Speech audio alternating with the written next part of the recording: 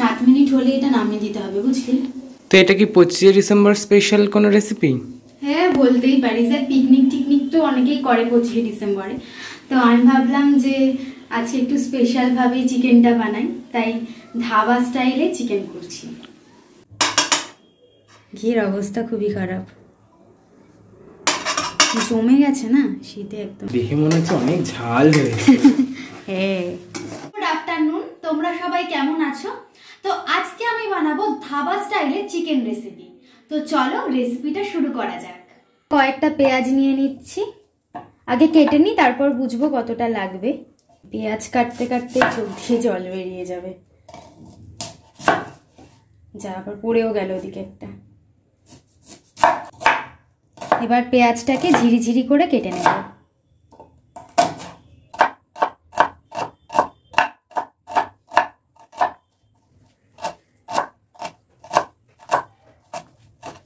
এবার এই টমেটো দুটোকে স্লাইস করে কেটে নেব। এই টমেটো আর ওখানে লঙ্কা রয়েছে, এই দুটো পেস্ট করে নিতে হবে, তাই বেশি কাটছি না, শুধু মাঝখান থেকে কেটে নিলাম। আর এই মাথাটা একটু কেটে দিচ্ছি। আদা রসুন এই দুটো বাটাই রয়েছে, তাই আমি পেস্ট আর করলাম না।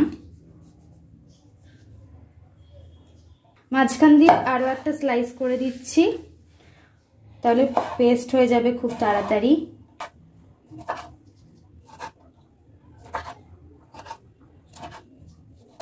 একেবারে লঙ্কাগুলোও কেটে নিই। লঙ্কাগুলো একটুখানি চিড়ে দিচ্ছি, এটা তো পেস্টই হয়ে যাবে। এটা মাঝখান থেকে শুধু একটু চিড়ে দিলেই হবে।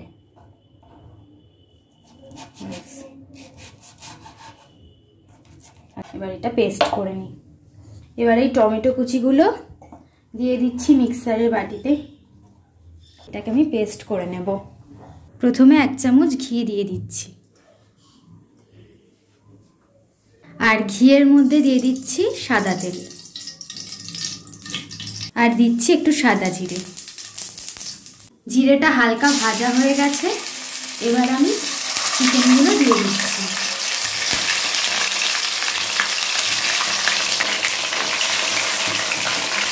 এবার চিকেনটাকে একটু হালকা ভাজা ভাজা করে নিতে হবে। জিরেটা একটু হালকা ভাজা ভাজা হলেই চিকেনটা তোমরা দিয়ে দেবে। চিকেনটা কিন্তু আমি আগে থেকে কোনো কিছু দিয়ে ম্যারিনেট করে রাখিনি, আমি কাঁচা চিকেনটাই দিয়ে দিয়েছি ধুয়ে। মানে এটাতে চিকেন কোনো ম্যারিনেট করতে হবে না? না, এটা ম্যারিনেটের কোনো ব্যাপারই নেই, মানে নর্মালি চিকেন দিয়ে দাও, মশলা দিয়ে দাও, হয়ে গেল। হ্যাঁ। দেখো চিকেনের কালারটাও একটু চেঞ্জ হয়ে গেছে। এবার আমি পেঁয়াজ কুচিগুলো দিয়ে দিচ্ছি। এবার এটাকে একটু ভেজে নেব, হালকা একটু নাড়াচাড়া করে নিচ্ছি। এরপর আমি এটার মধ্যে একটু নুন দিয়ে দেব। দিয়ে দিচ্ছি একটু নুন পেঁয়াজটা মজে যাওয়ার জন্য। একটু আদা বাটাও দিয়ে দিচ্ছি রসুন বাটা। এবার এটাকে ঢেকে দিচ্ছি 5 থেকে 7 মিনিট লো আছে।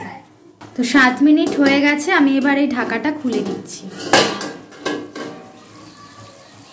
দেখো কি সুন্দর মাংস থেকে জলও ছেড়ে গেছে, আর পেঁয়াজটাও পুরো গলে গেছে। এবার আমি মশলাগুলো দিয়ে দেব।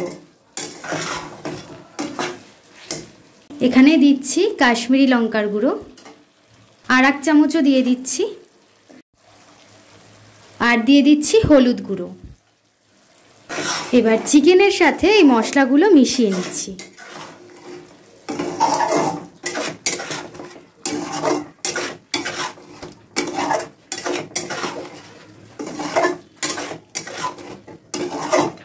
যেহেতু ধাবা স্টাইলের চিকেন, তাই কালারটা আনার জন্য লঙ্কার গুঁড়োটা একটু বেশি দিয়েছি, কাশ্মীরি লঙ্কার গুঁড়ো। এখানে দিচ্ছি 1 চামচ ধনে গুঁড়ো, আর দিচ্ছি জিরে গুঁড়ো। এবার এই মশলাগুলোকেও চিকেনের সাথে ভালো করে মিশিয়ে নেব।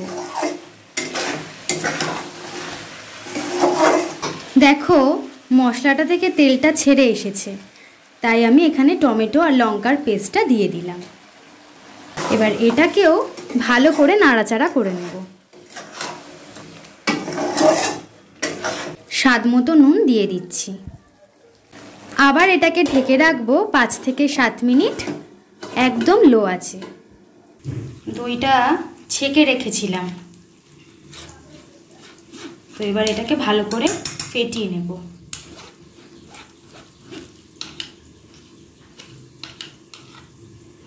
দইটা একদম ভালো করে ফেটাতে হয়, যাতে দানা দানা না থাকে, বুঝলি? আচ্ছা, তো এবার ঢাকাটা খুলে দেব। 5-7 মিনিট তো হয়েই গেছে। দেখছিস কেমন তেল ছেড়েছে?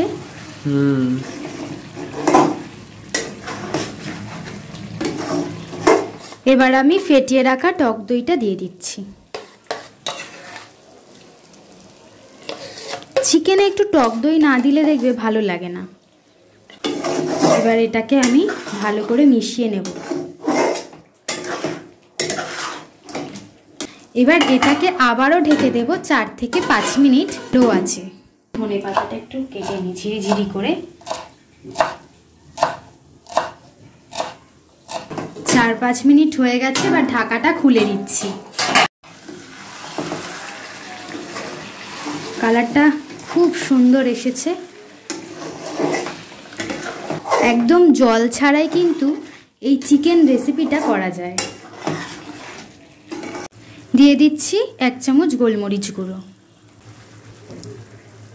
দিয়ে দিচ্ছি একটু কসৌরি মেথি। এটা দিলে সেন্টটা আরও বেশি ভালো হবে, পুরো মনে হবে ধাবা স্টাইলের চিকেন। আর তখন ধনে পাতা কুচিয়ে রেখেছিলাম, সেটাও ছড়িয়ে দিচ্ছি। এবার একটু নাড়াচাড়া করেই নামিয়ে নেব। তাহলে রেসিপিটা পুরোপুরি বলতে গেলে কমপ্লিট। হ্যাঁ, একেবারে।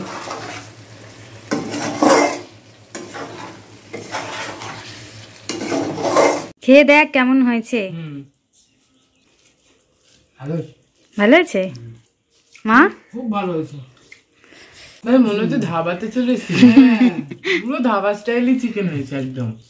হ্যাঁ, ওটাই তো ধাবা স্টাইলে চিকেনই তো বানিয়েছি। মনে হচ্ছে ধাবাতেই চলে এসেছি, ধাবার চিকেন। তোরা খাচ্ছিস আর আমার জিভ থেকে জল বেরোচ্ছে। তুইও খা। হ্যাঁ, খাচ্ছি। সব ঠিকঠাক হয়েছে। তো তোরা তো টেস্ট করলি, এবার আমি একটু টেস্ট করে দেখি। হ্যাঁ কর।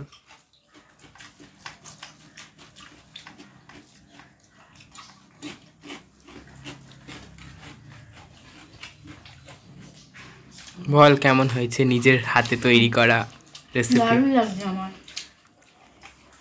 খুব ভালো। তোমরা বাড়িতে এটা ট্রাই করে দেখতেই পারো, খুব ভালো লাগবে ধাবা স্টাইলের চিকেন রেসিপি। আর বাড়িতে ট্রাই করার পর আমাকে কমেন্ট করে জানিও তোমাদের কেমন লাগলো।